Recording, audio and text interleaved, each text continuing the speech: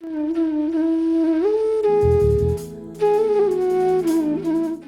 wonder what makes the greats great? What makes the successful successful? What makes the brilliant brilliant? Our Tuesday meetups with the celebrities of pharma industry and science are your one-stop shop to all these answers and more. Join us for Pies of Life, an initiative of the Biopatrika Industry Mentorship Program, where we bring your dream mentors to you.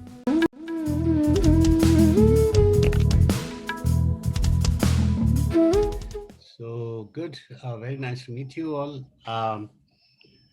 I'm a pretty old hand, right?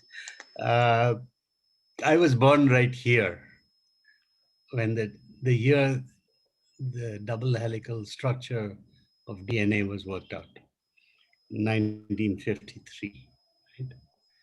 And so it was sort of in my destiny that somehow I'd get involved with genomics, but I had no idea that that was going to happen. So, you know, it all sort of happened by accident. So let me just quickly sort of take you through that journey.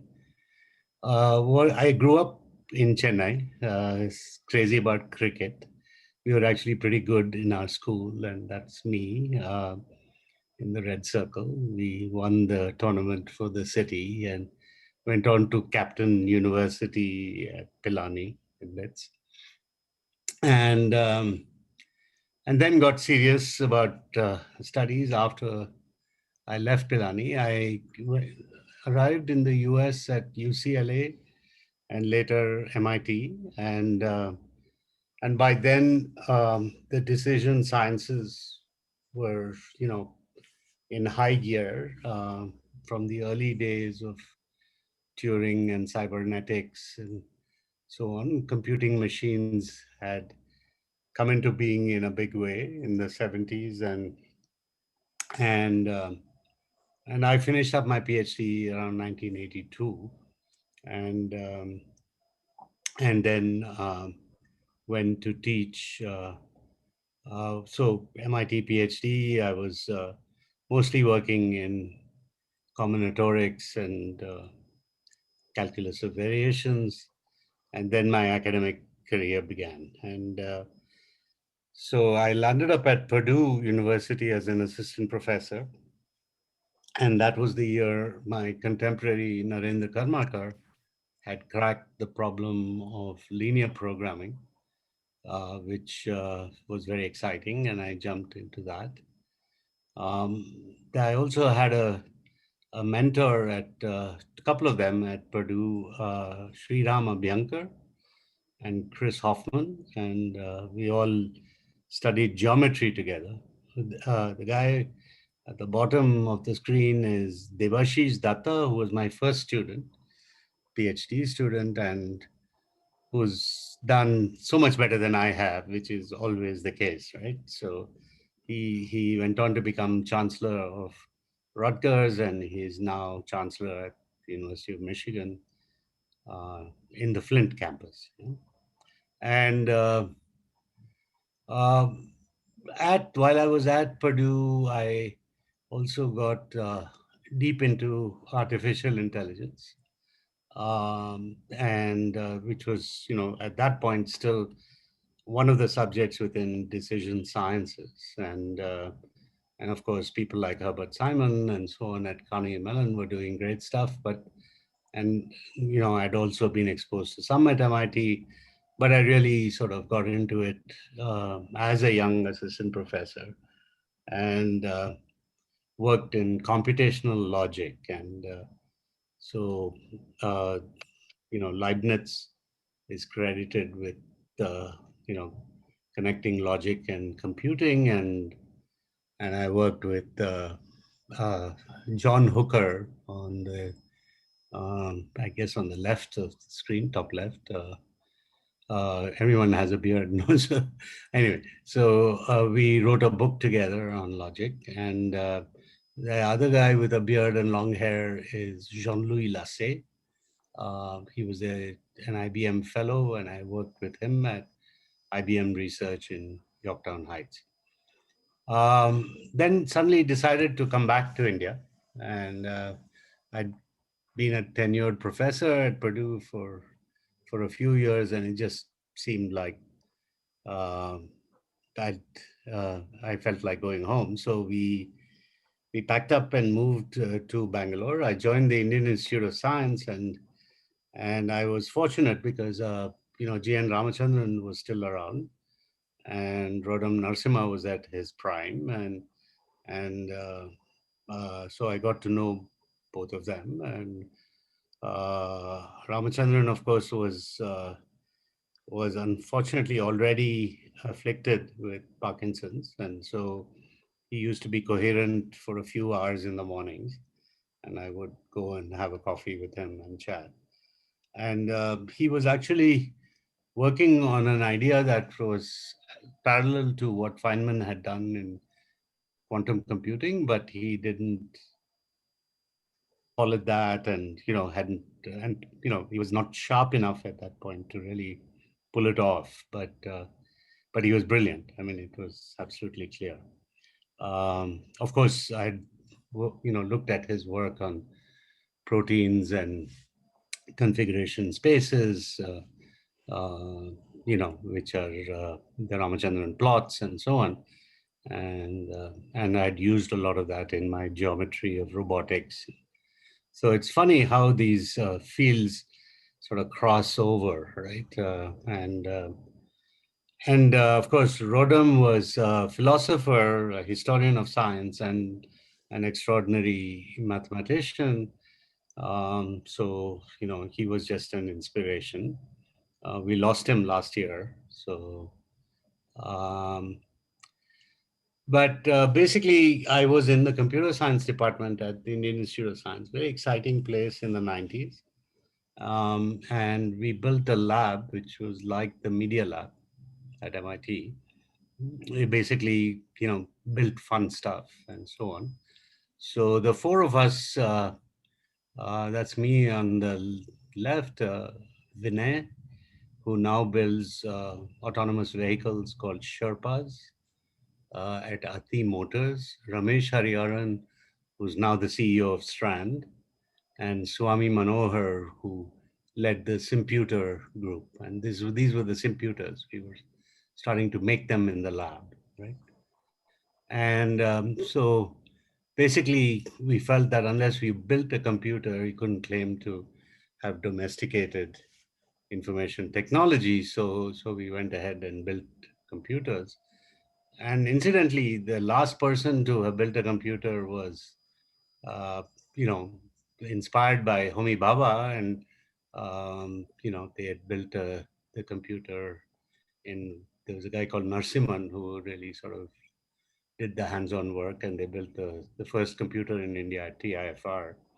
And after that, I think it was really the Simputer, which was the next computer that was built from scratch. And so this was the computer we built. It was called the Simputer. It could speak in Indian languages.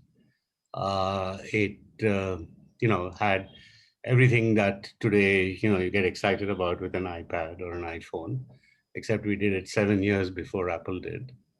And this actually won some awards and so on. But we didn't really fully commercialize it, and we sold the rights to a company that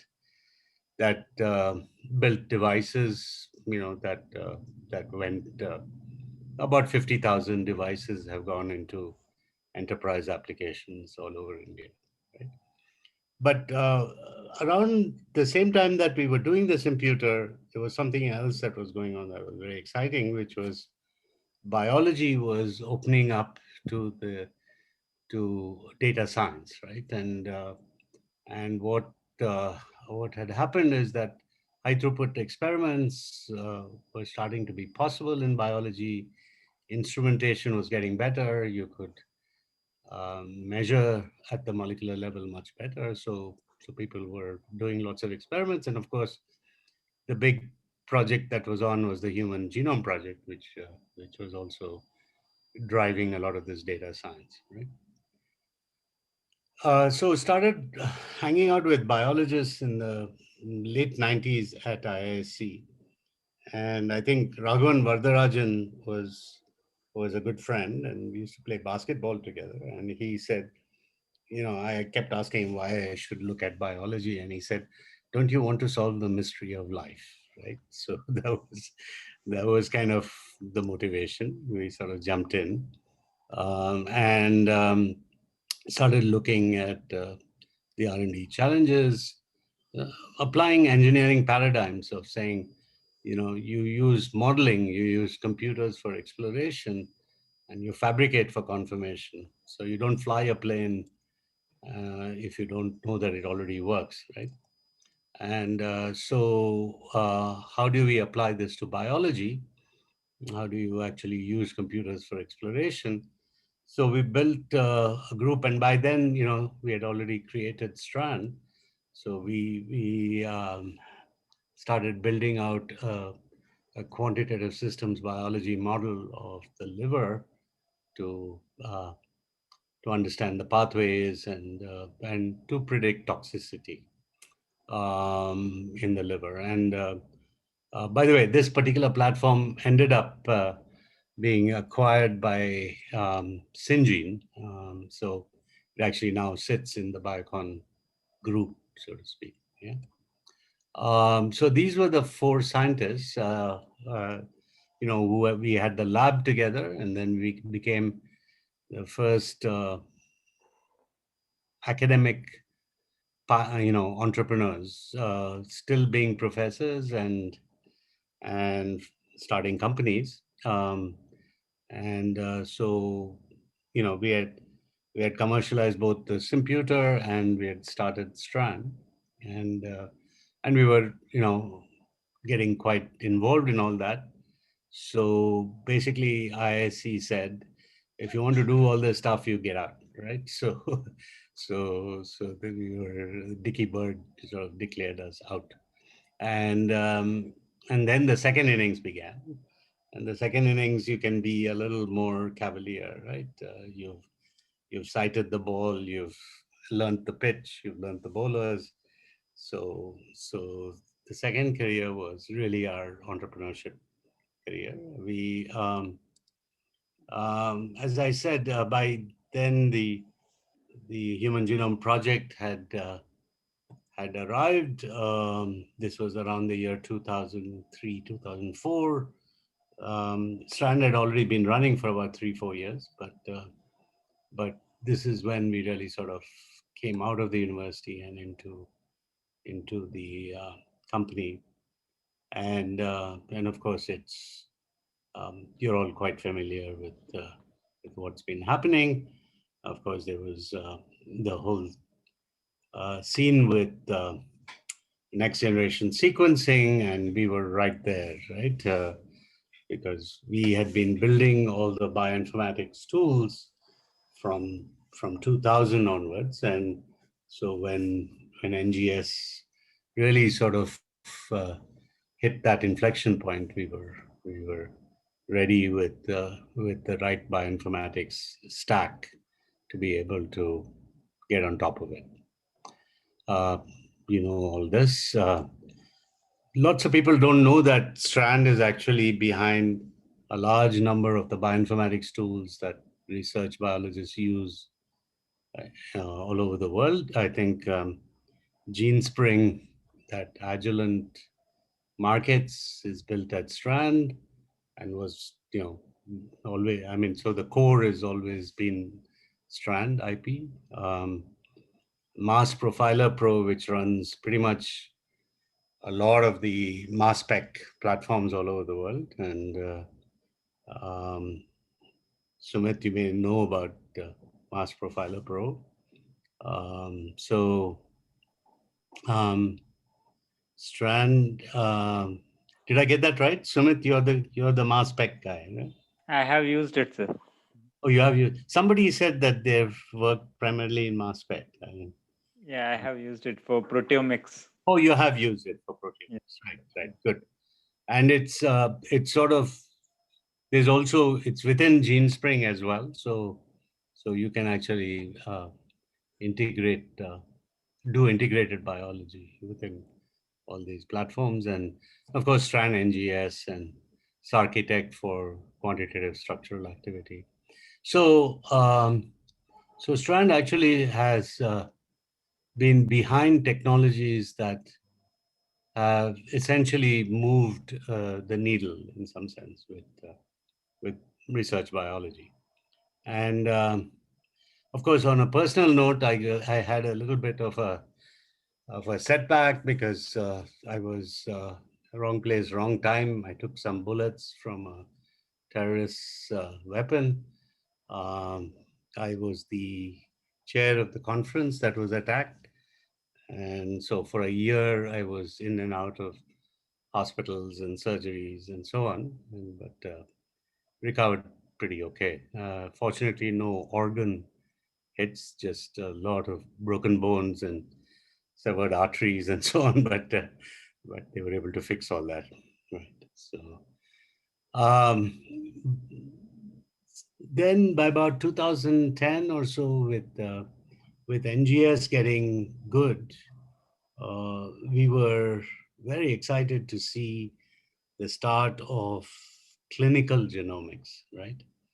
We were actually involved in a couple of these, mostly in the one in the middle, the neuromuscular disorder, where a whole genome sequence essentially helped to resolve a diagnosis. Of course, the most well-known one is Nicholas Volker's, where Howard Jacob solved the mystery, and Nicholas had had about 100 surgeries by the time they they figured, they did the genome, and then they knew that it was going to be fixed by a bone marrow transplant, right?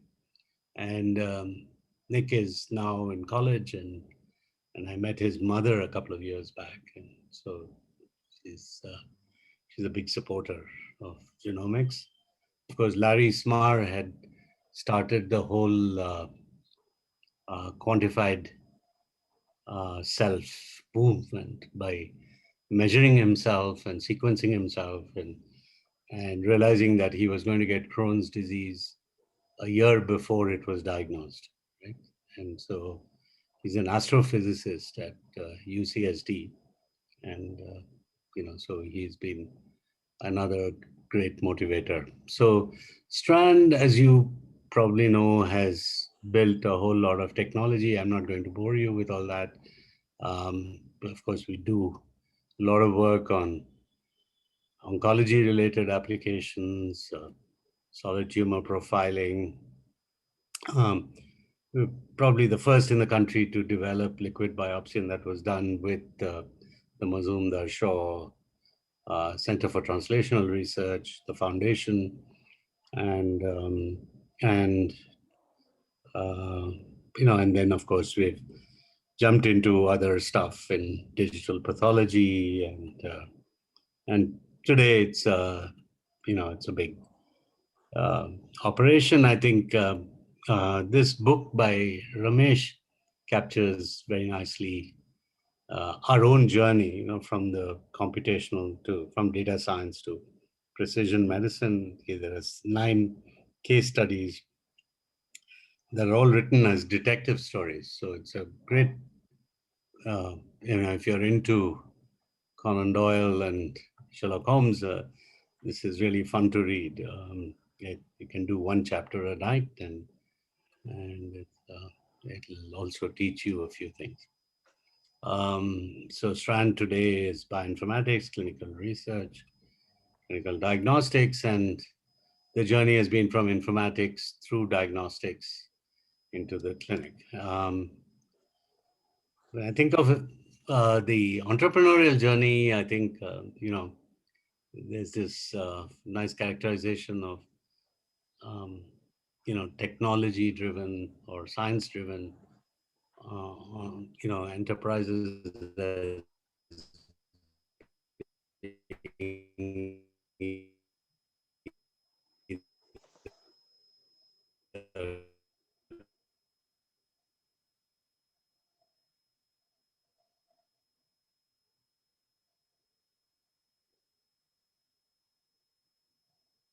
25, that was my plan to retire. So, so I was declared out again, and I entered superannuation. So Ramesh took over as CEO, and so I got off all executive responsibilities at Strand. Um,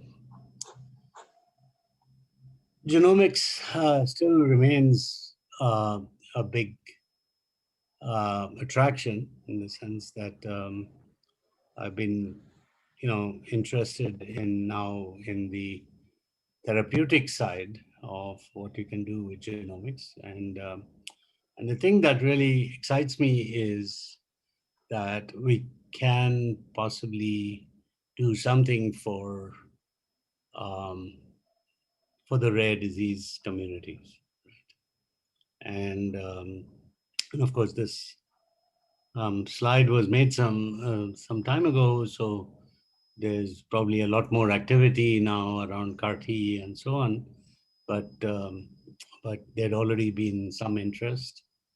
Um, I've been an advisor to the Center for Stem Cell Research at CMC Vellore, and I think we should be seeing the first gene therapy trials actually start pretty soon. Um, of course, work closely with the Duchenne muscular dystrophy community. Soumya Swaminathan was a great supporter too, and we've helped that patient community with Duchenne muscular dystrophy. It's an amazing group called DART. So I always think of Ravdeep Singh Anand as kind of the Crowley of India, right? So someone who, to save his kids, his son in this case, sort of completely threw himself into um, building and finding medicines for his son, and and I guess they're starting off their antisense oligo therapies for these kids. They've been given clearance to start the clinical trials with about 100 children all over India. Because of COVID, they've been a little delayed, but they're starting very soon. Um, I set up a foundation. Work now. We're trying to build platforms for rare diseases. Right now, we're largely focused on outreach, just to be able to connect with the communities better, to provide counseling, and eventually we hope to also get into uh, enabling diagnostics and therapy for these communities. So the foundation is in its early days, but it's it's a good group of people. So hopefully we'll be able to get something done. Um, I work with a lot of startups. I sort of have my own little innovation ecosystem, out of mostly out of Bangalore, but some in the US as well. And it cuts across my interests in um, computational biology, AI, healthcare. So it's quite a mix of things. I've also sort of gone back into IISc. I teach the digital epidemiology course, which was, of course, a prescient course given that the um, pandemic came. In fact, I remember, I think about 2 years back, I showed them the simulation that I guess Bill Gates got criticized for, the simulation of the spread of a coronavirus of some kind, right? And it was actually, I think, meant to represent a bad case of influenza, but it, that I was trying to bring data science into biostatistics and to build better sort of predictive models around epidemiology. Because of that kind of work, I've been thrown in quite a bit into this whole COVID business, and I've been, um, involved with various task forces and so on. So that's kept me busy. Uh, and then, of course, once you get to this stage in life, you get to do a lot of umpiring and commentary. But the most fun is, of course, the compensation for growing old, which is becoming a grandparent. And so that's why I'm running off to California next week to hang out with the little one, right? So I'll end there. Thank you. I went a little over. I hope that was okay. Yeah. Absolutely brilliant. If you want to unshare, maybe we can ask folks to. Yeah, sure. Absolutely. Thank you so much. Amazing journey.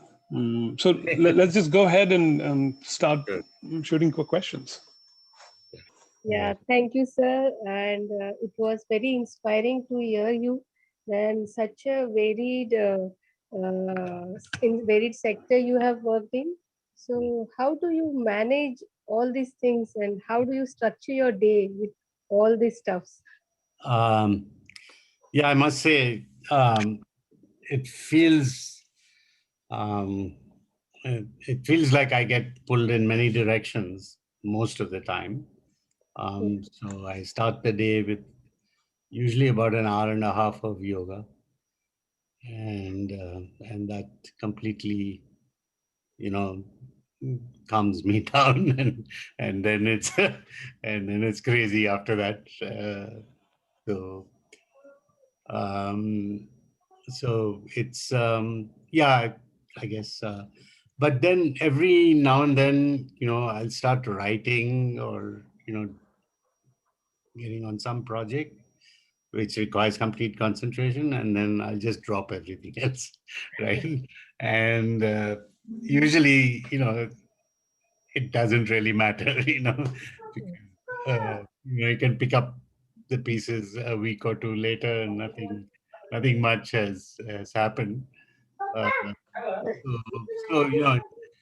a lot of busy work a lot of the time. Every now and then there's some intense work required, and you just have to switch off everything else and just stay focused. And I think that ability to context switch and yet get focused quickly, it just comes with practice. I mean, there's nothing magical about it, but it comes yeah. Sir, you have like you were teaching also, and you had your own startup. So which one did you enjoy the most? Teaching students or running a company? Well, I think there were two phases really, and that's why I tried to call it my first innings and second innings, right? So the first innings of teaching was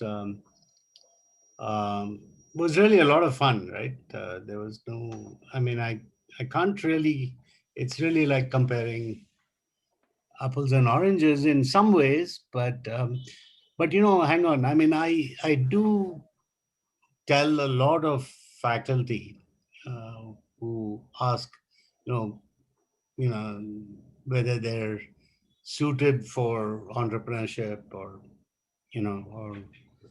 not. And I tell them that, see, in many ways, if you're an active research academic, right, you're, you're raising money, right, for your research. So you're writing proposals, you're chasing money, right?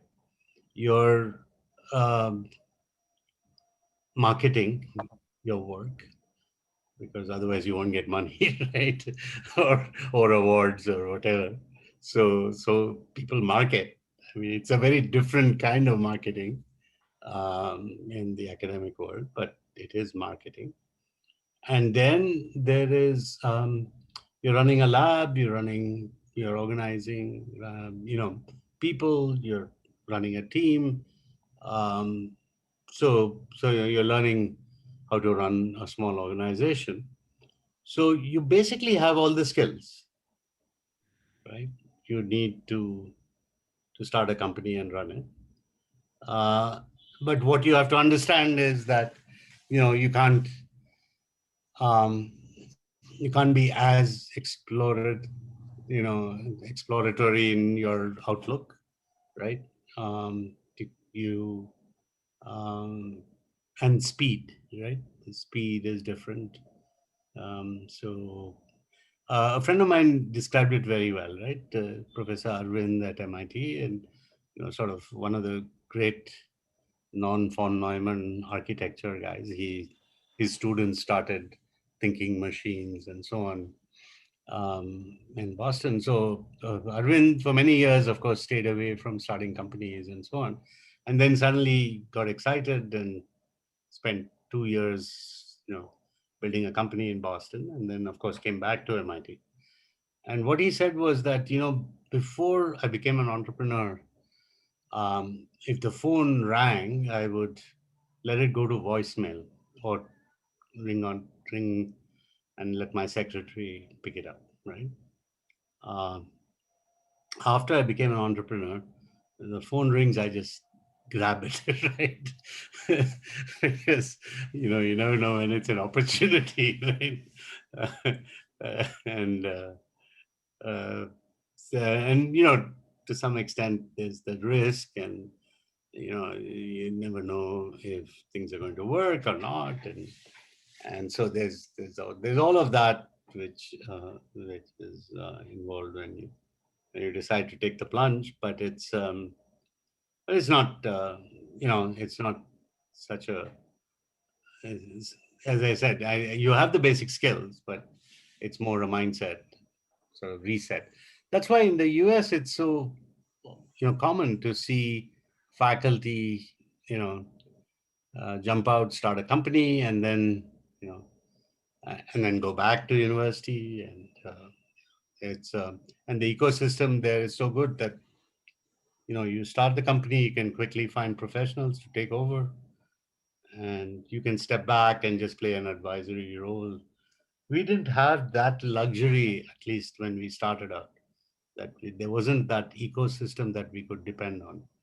And so we had to make that choice of stepping out altogether. So Great. If you have a question, just raise your hand on the system so that I know that you're ready to ask a question. So Mohuba, Surekha after that. Yeah, thank you, Dr. Naren. Professor Chandru, I have this question, which is like I'm currently, kind of facing and wondering what could be the way. So, like I would like to know from you what could be the possible career track in India um, outside a non-tenure track, outside tenure track position in academia or as a researcher in industry. What could be the other possible career tracks for a researcher? Um, uh, Maybe for a context like I am very much passionate for working in rare diseases, but this is not something which could fit into a traditional tenure track position in a academia maybe, and maybe I do not my focus would not match with the industry kind of thing.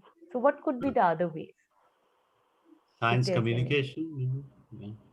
But science communication wouldn't be research. I'm like talking about in research. If I want to stay in research, but I don't want to get into a tenure track position in an academia or get into an industry, is there any way out?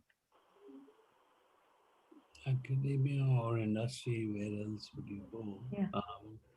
Well, you're interested in policy and research. Mm. Why not? One of these public health oriented.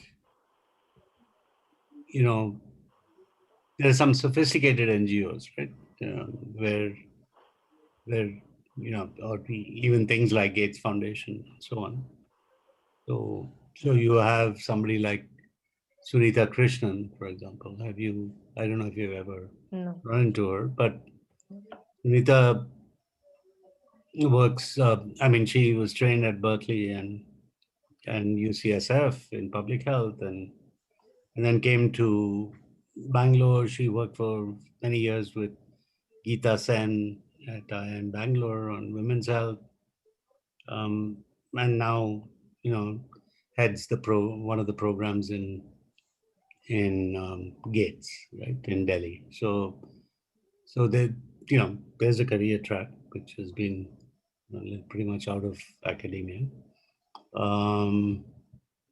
Vijay, So if I can add to the question that Mahua is asking, in the US, that I can think, like, for example, there are policy research institutions like the Pew Trust, or right. not just Gates. So there's Welcome the Trust. Wellcome Right. Trust, right. Yeah. So maybe in India there are not too many of these Many. these kind of sophisticated NGOs. So Mahua, maybe one way to do it is start one. Yeah. No, that's a very good question. Very good Find a question. group of people who are like-minded. Yeah. I Because mean, I think that's, it's always hard to do it completely on your own. yeah. And maybe, usually I don't ask a question, Vijay, but I'm going to ask one because this sort of relates to what you've done and you've touched upon. So one of the things that I noticed that you do, and I've followed your work for many years now, you are able to bring a lot of eclectic, unrelated people together, right? I mean, that is a art on in of itself, right? So how have you been able to do that? Yeah. Well, I guess as you get older, you just met a lot of people, right?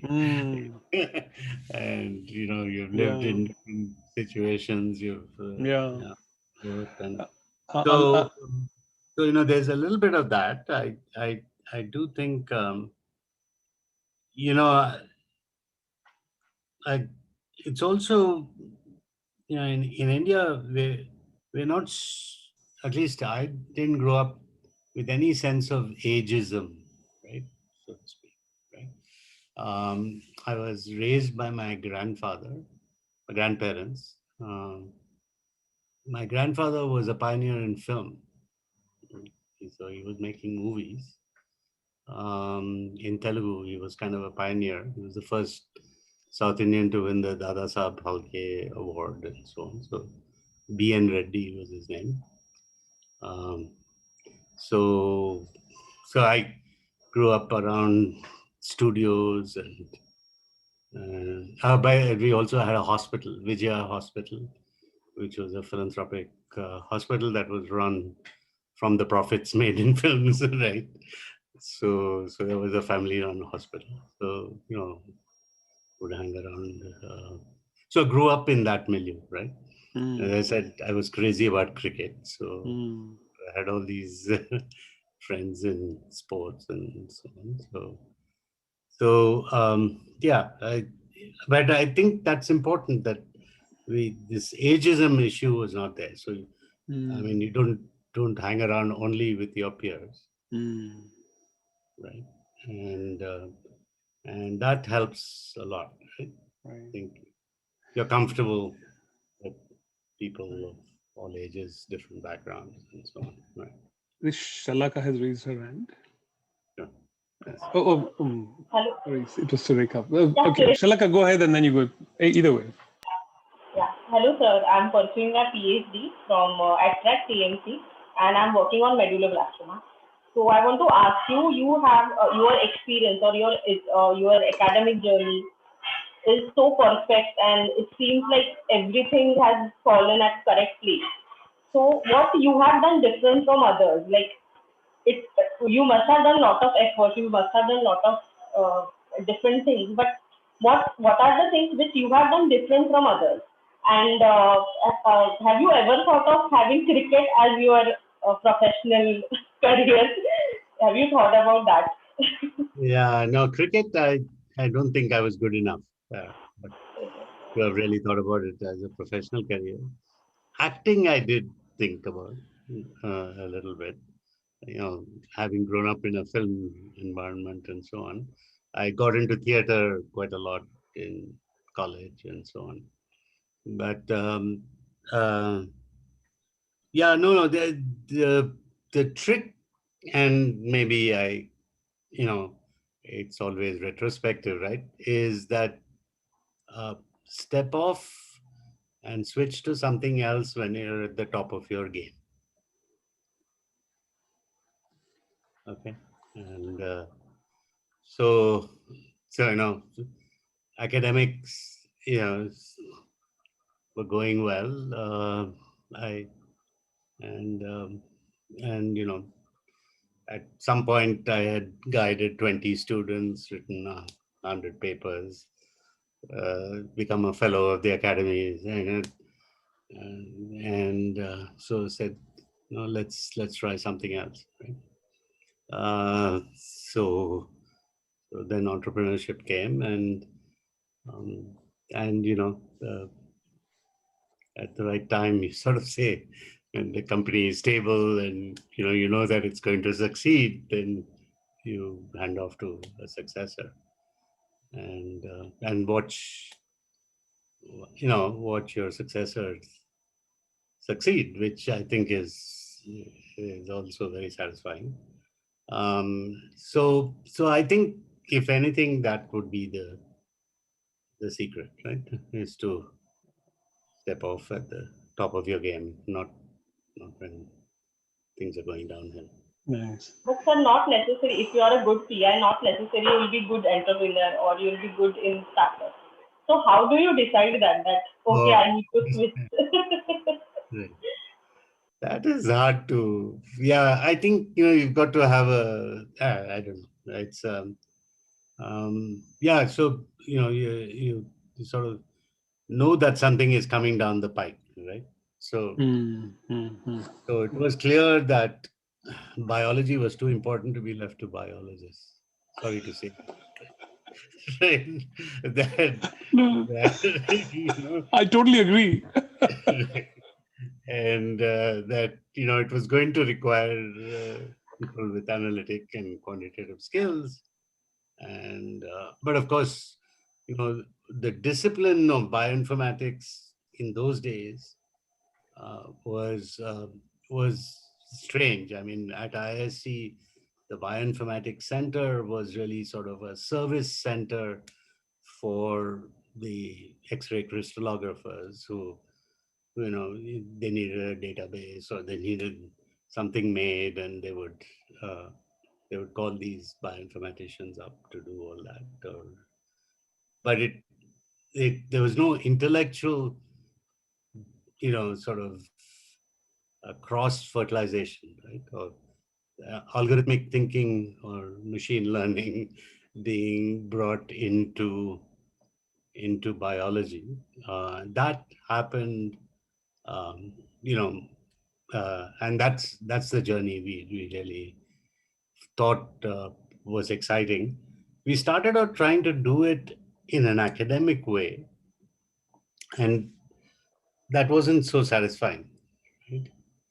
Because interdisciplinarity in the 90s in India was still not considered a big deal, right? You were still asked to stay in your silos, right?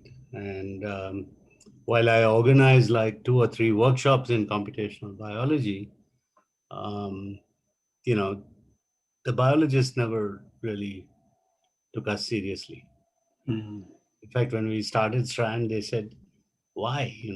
There's Acceleris, there is Tripos, there are all these companies that do amazing software. What do you think you can do better, right? And so that, that,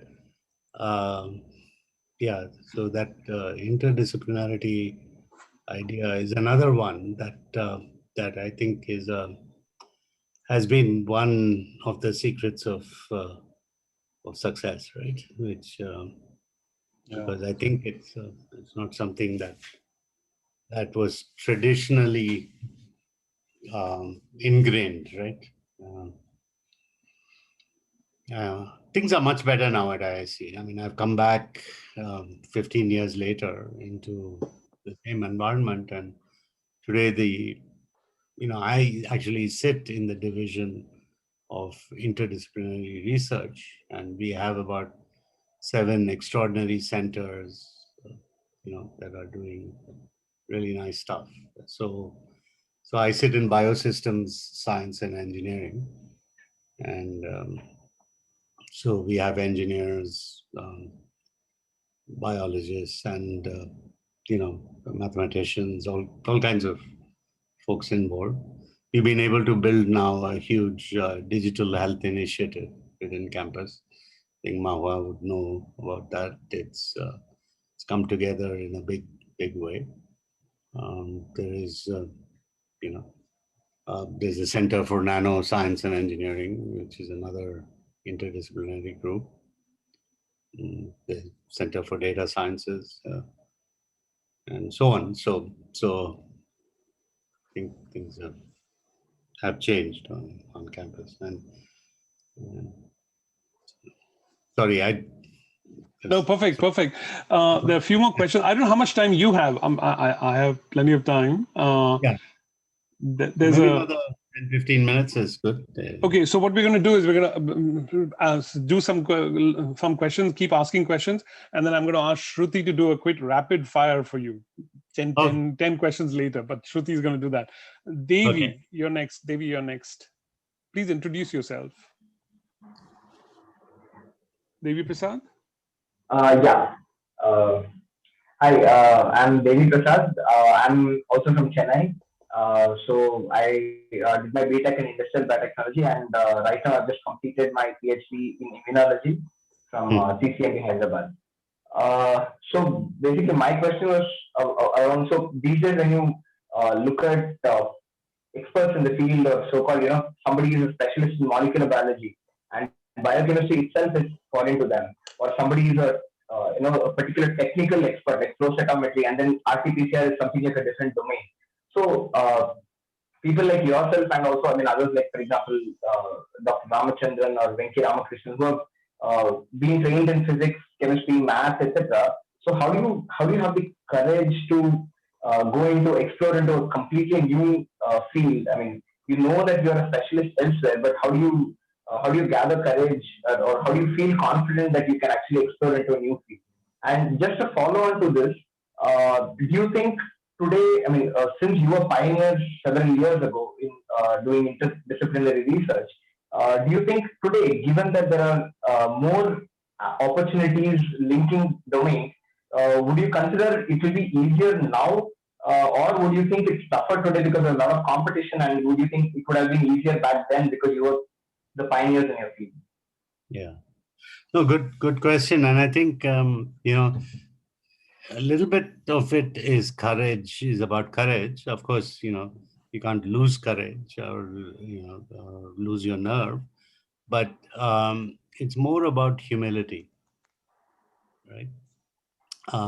It's more about when you do sidestepping, or, you're moving sideways from one discipline to another, you have to learn everything, right?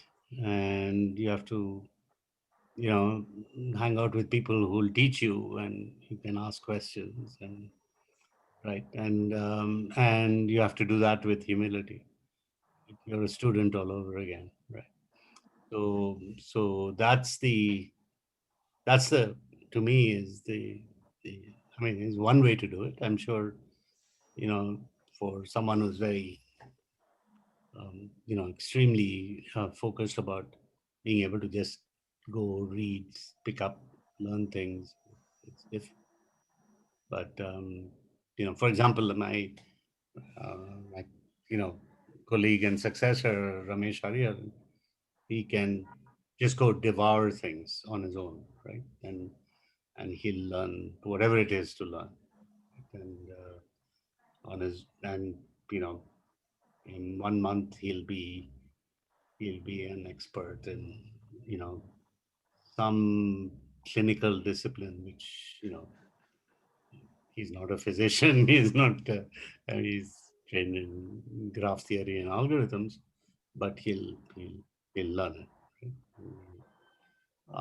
So there's different ways to do it. For me, it was always, just I was always a little more. I mean, partly reading, of course, but also just meeting people, talking to them. I enjoy that, and I actually learn from others. Um, but it takes an approach which is, and I think humility is what plays a role there. I think your question about, is it, it was very risky to be a kind of a interdisciplinary kind of thinker in the early stages of my career. Uh, when I went up for tenure at Purdue, I had like 5 papers on, Karmaker's linear programming method, and some extensions. And I had 3 papers on computational geometry, algebraic geometry with Abhyankar. I had, some papers in manufacturing and robotics. And so, I mean, I had maybe 9 or 10 good papers at that point, right? And so, the question was, who would referee my case, right? And would they say this guy has really built expertise, or he's they'd read half my papers and right, and then I have to form an opinion and so on. So I think my getting tenure was probably, I squeaked by, right? Probably, right, because I did take a chance there. But what I was always told at Purdue was that getting from assistant to full will be a breeze, because you've already shown that you can go beyond your PhD thesis. And typically, the assistant professor just builds on the PhD thesis and builds a career path through that, and or something very closely related. And so then you become more and more narrow, but deep. Yeah, you go deep into that, and that's how academic rewards were used to be set up, right? And probably still are to some extent. Today I sat all day at the Academy of Engineering, and we were selecting Abdul Kalam fellows, right? So and the way you evaluate, someone who's making a presentation would be, this is like the J.C. Bose Fellowship, but for engineers, right? So it's sort of a big deal. After the Bhatnagar Prize, this is sort of the big one. So their evaluation criteria, they depend on who in the jury was speaking. I mean, you could see that some would say, well, his publications are good. He's sort of, really sort of drill down on this space and so on. Others would say, I like the fact that he's trying different things, and and so yeah, it's but it's less rigid than it probably used to be. I think that's. So it's Tripti, Anjali, or Tripti, Raji, and Anjali. Okay. Next. So in continuation to Devi Prasad's question, like when you switched your fields, like did you face any major setbacks, or if something didn't work according to plan? So did you have any option B in that case? When I switched fields, okay. Yes. Yeah, setbacks in the sense that, you know, um, for example, when you switch fields and you write your first couple of papers in the new field, nobody recognizes that your name or your way of thinking, or it's not like you're necessarily trained in a particular school that they're used to seeing papers come from, right? So publication, sometimes there is setback, right? Because uh, I think maybe because you've approached it from a fresh perspective, you position your work differently, or it's simply a bias, a reviewer bias that um, they see somebody sitting in a computer science department writing a paper, on in biology. They may or may not, uh, you know, take it seriously, right? So I think those were setbacks in some ways, right? Those would happen, and you would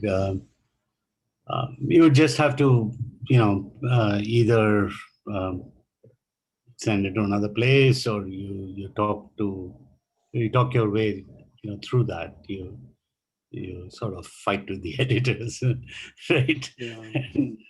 And at least state why you think the referee was not justified, and so on. And Sorry, yeah, sure. Sorry for cutting you. I know I missed Surekha's before she had raised her hand. So Surekha, please go ahead. Yeah.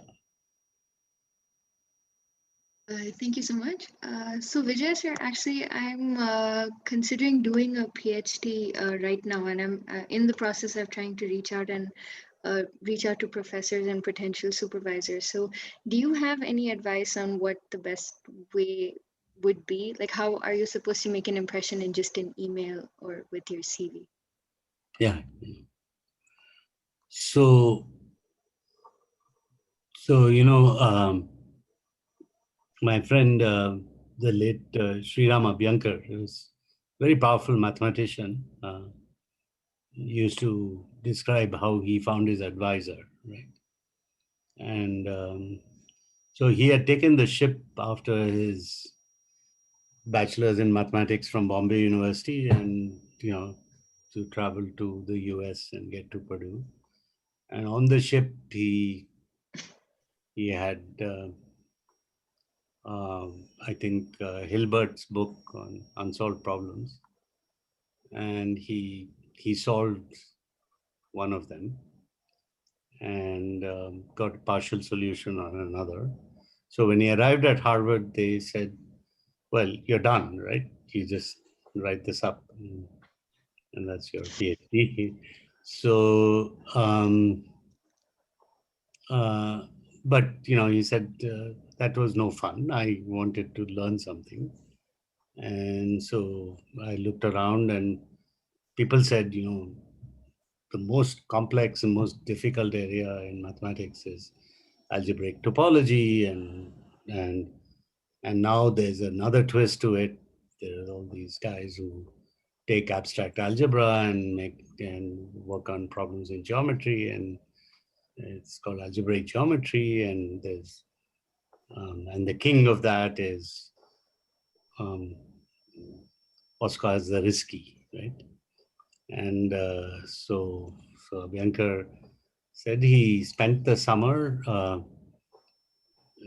reading Zariski's papers, and then accosted Zariski on the Charles River when he was bicycling, and said, "I want to be your student." And and Zariski said, "Why should I want you as my student?" And then Abhyankar went on to explain to him, why he thought, that the projective geometry approach would yield some certain types of results, and he becomes a risky student. So I think it's not just the professor choosing you, you choose the professor. Wow, what an answer. Thank you. I've been writing down, I'm like getting it to Raji, Anjali, and then Sumit. Raji. Hello, sir. This is Rajeshri. I did my PhD from Actrec. So actually, I have two questions for you. One question is like when you started with your second inning at Strand, did you have any second backup plan in your mind that if things don't work out, then I'll switch to this? And second thing is like how does competition looks like in this field in which you are currently? Like what success strategies you employ to make Strand stand out differently from other competitors in the field? Yeah, so there were two questions there. One was, what was the first one? I forgot. Backup plan. Backup plan. Yeah, backup plan. Yeah. So I guess I didn't need a backup plan, right? And I was so I was not a young entrepreneur, right? Remember, I'd already served 20 years as a professor, right? So, in some ways, and people don't realize this, but actually, for example, in the US, the average age of an starting entrepreneur is like in the mid to late 30s. It's not, everybody thinks of Bill Gates or Zuckerberg and so on, who are glorified.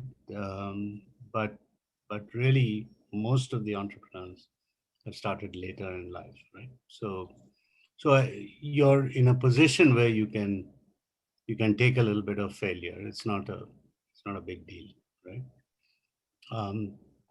The other way is, of course, to think that when you're young, you can also recover, quickly, and so you can approach it in either way. But I don't know if I ever had a plan B, right? So I guess there was always the option of going back and teaching somewhere, right? That was always a possibility. So I guess that there was that was not a big fear, right? The second question was competition and how do you deal with it, and how do you see? I think Strand was a little bit ahead of the game, right? Right from the start, right? We had that. We are probably the only company in the world who started by computer scientists or data scientists that has gone on to build under the roof the full gamut of capabilities, labs, doing the wet work, and then now the clinical side, right, with pathologists. So really, in some sense, we have not really followed a model, so to speak. So I don't think we had competition per se, but of course, it at various points we were entering competitive spaces which were noisy and so on. And the biggest challenge, of course, in areas like bioinformatics and so on, is that there is there are lots of people who can set up a bioinformatics company, but whether you can actually bring in the depth in science along with the skill sets in information processing is that's a much tougher thing to pull off. And I think the fact that we never sort of, we went ahead and hired good molecular biologists, and we had the same kind of quality in the science side of the company as we did on the informatics side. Certainly put us in a somewhat unique bracket. Today, I would say that probably Strand and MedGenome probably stand out, right? As two companies that, and we can coexist. There's no problem. Yeah, there's enough to go between the two of us. So it's not a cutthroat competition, but it's and MedGenome has a slightly different slant. They're more a sequencing factory. We are more a research-driven informatics and sequencing shop. So we do some things which are very different from MedGenome. We actually have shrink wrap products like GeneSpring, Mass Profiler Pro, and so on. So we actually have a software company kind of built into Strand, and so yeah, competition does crop up, and so you need one of the things you do when you're in entrepreneurship and the corporate world is that you keep an eye on competition as well. Right? Yeah. Competitive intelligence, so to speak, that you have to maintain. Anjali next, and then Sumit. Hello, sir. I'm Anjali here. So I had completed my PhD from IIT Indore. So one of the questions which we repeatedly ask here when we met different people in this forum is like, what do you think? What skill sets we should have when we are switching from academia to industry, and whether it is like necessary to do like for a PhD, it's necessary to do a postdoc, or if a MSc is entering into the industry, is it necessary to have a PhD? So what's your viewpoint on this thing?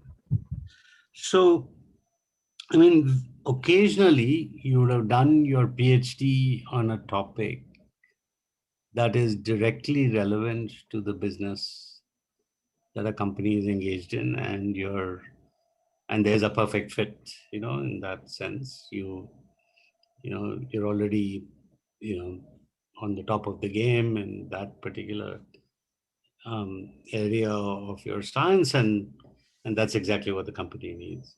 But that almost never happens. So then why do companies hire PhDs? So we've always had the view that we hire PhDs because, of course, they are trained enough in a space where they can go and learn what is needed to solve a problem. Second, because of the PhD experience, they can be given poorly posed problems, and they can still, address them. Right? Typically, a person who hasn't gone through that PhD experience, there are exceptions, of course, but will essentially get irritated if you give them, don't give them a very crisply stated problem to go after, right? And will essentially find themselves a little bit at sea, right? Whereas I think the whole PhD experience is that you know how to go and think things through and structure it and attack it from different angles, and so on, and sometimes restate the problem, and keep restating the problem so that the solution becomes evident, so on. So those types of skills are what makes an industry want a PhD. Good answer. Thank you, Sumit? sir. Sir, I have two questions. One is like I am a bit curious to learn more about digital pathology, which you talked about in your slides. The reason being, recently I came across one of the diseases called Hirschsprung disease, which is kind of disease that affects young like babies of newly born babies, and they have some issues with their large intestine, and generally they require a surgical operation to overcome that.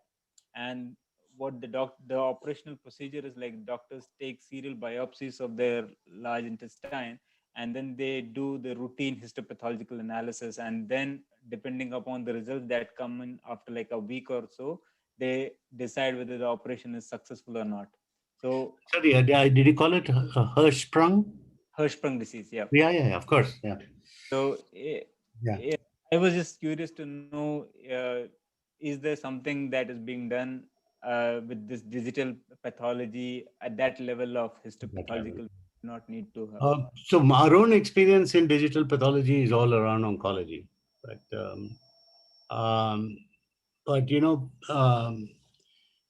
an extraordinary person that you should talk to is Dr. Usha Kinney at St. John's. Okay.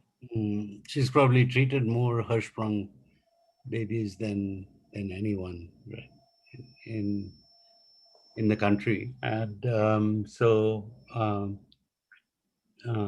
you know, she may have some ideas, and St. John's now has built a reasonable diagnostic capability, but I'm not sure about the digital pathology part. So the you know what has happened is that digital pathology now has moved into a kind of an innovation mode, right? I think it's it's like radiology, digital radiology was in the early days.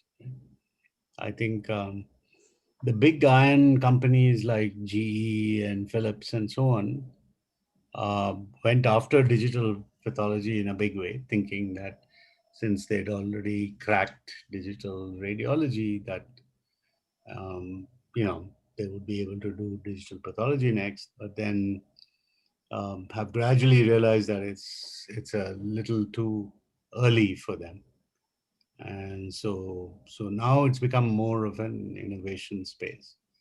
So, but it's I think some basic instrumentation is there. So, and some uh, the challenge is finding the right training sets and so on to be able to build an AI. I mean, if that's what is needed.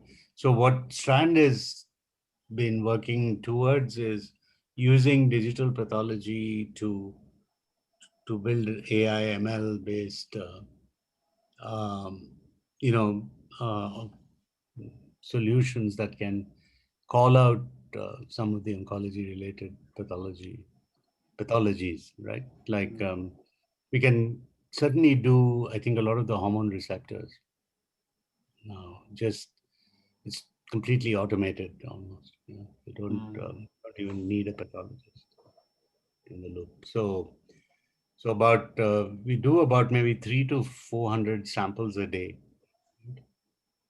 on a digital pathology platform. So it's And what actually turnaround time for the analysis? well, if it's purely automated, it's minutes, right? It's not, Okay.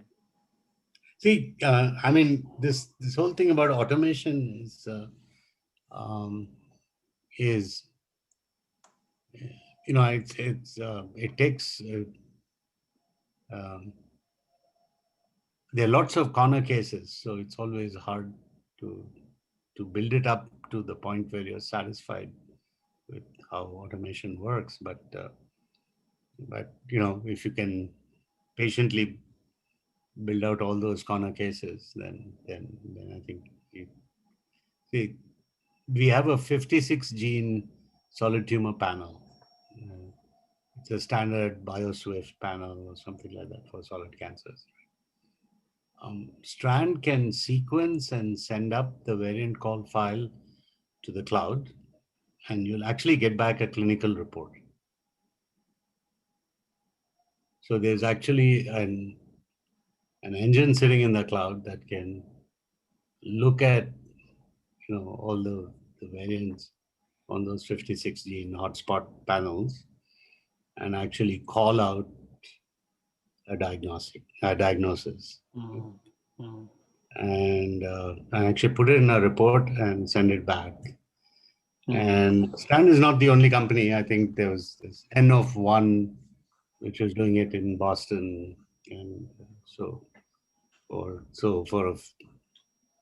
and as a challenge, I took one of the reports we had and took it to TMH, and I showed it to Sudeep Gupta, and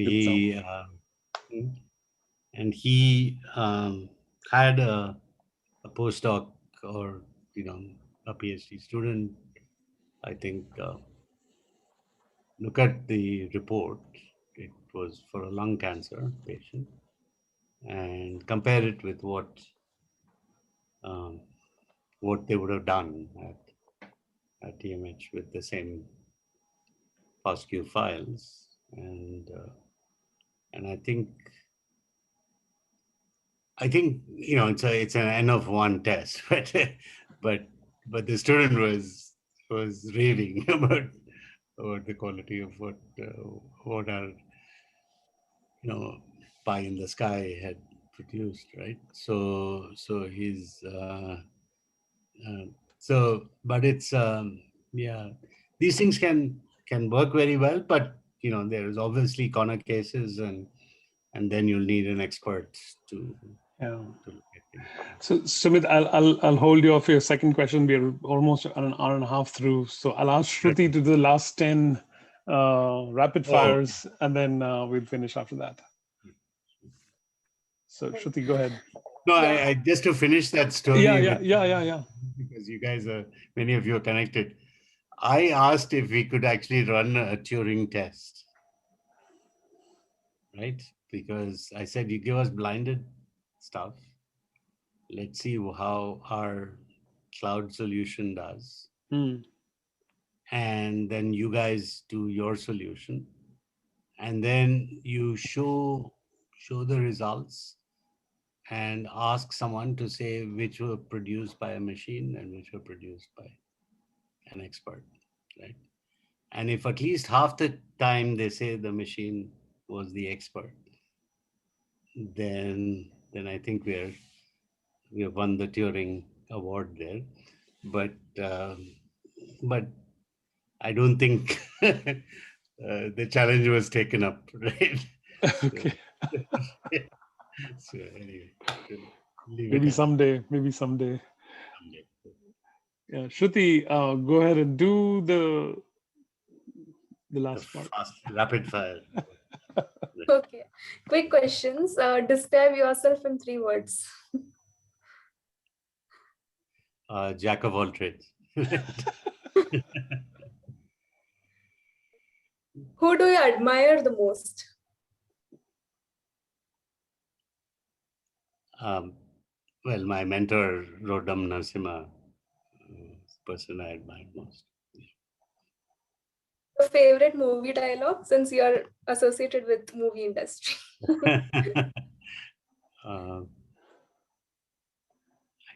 I'm not good at that. Yeah, I don't really. That's it. Okay, the contribution that you're most proud of. It can be in any field, like even in your personal level. All right.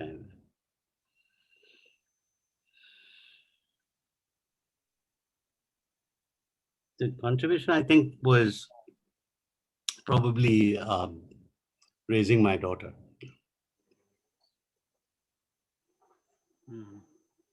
If you got a superpower from a genie, what you would like to acquire?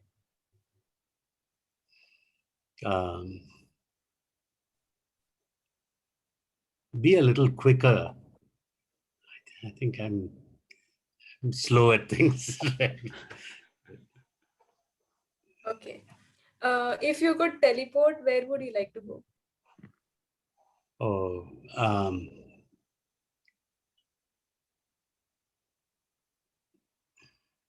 where would I like to go? I've been dreaming of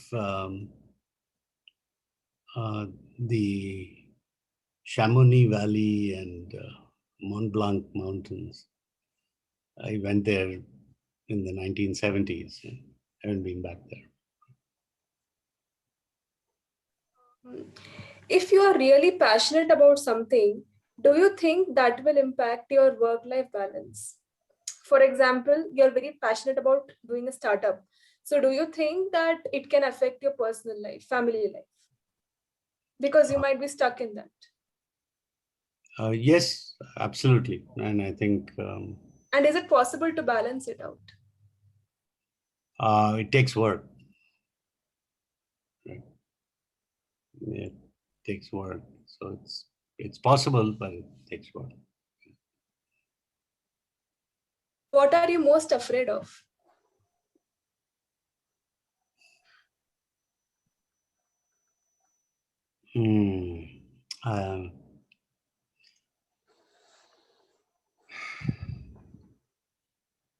I would say that after what happened to me, seeing someone carrying a machine gun.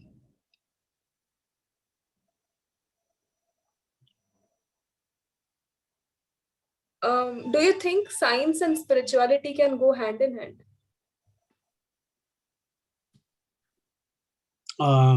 Spirituality, yes. And science, sure. But yeah, I think rigid, religiosity, I don't think goes well, but spirituality, it's okay. Okay, and my last question. You said that you have to switch when you are at peak of your career. Maybe, do you think that is the formula for success? Because mostly people think of stability. So whenever you are at a peak of your success, people don't tend to switch their job. So how efficient would that be? I mean, how about that? Just wanted to know. Right. No, good question. I guess I've never looked for stability. Yeah.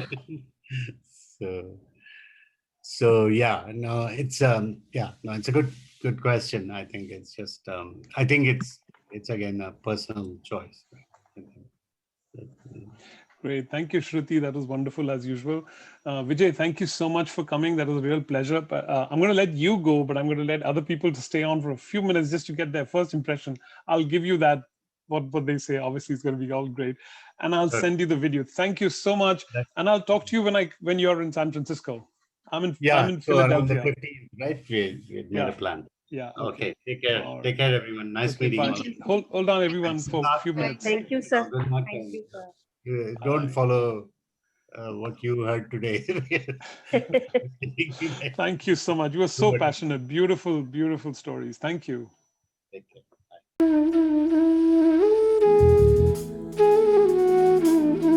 A network should last a lifetime. Let us help you create lasting professional relationships with our world-class mentors through the Biopatrika Industry Mentorship Program. A strategic guidance program unlike no other, full of expert interviews, industry internship opportunities, CV writing, inflection point analysis, life maps, and of course, the gateway to your dream career. For a limited time only, all our services are freely available for you, as we truly want you to succeed.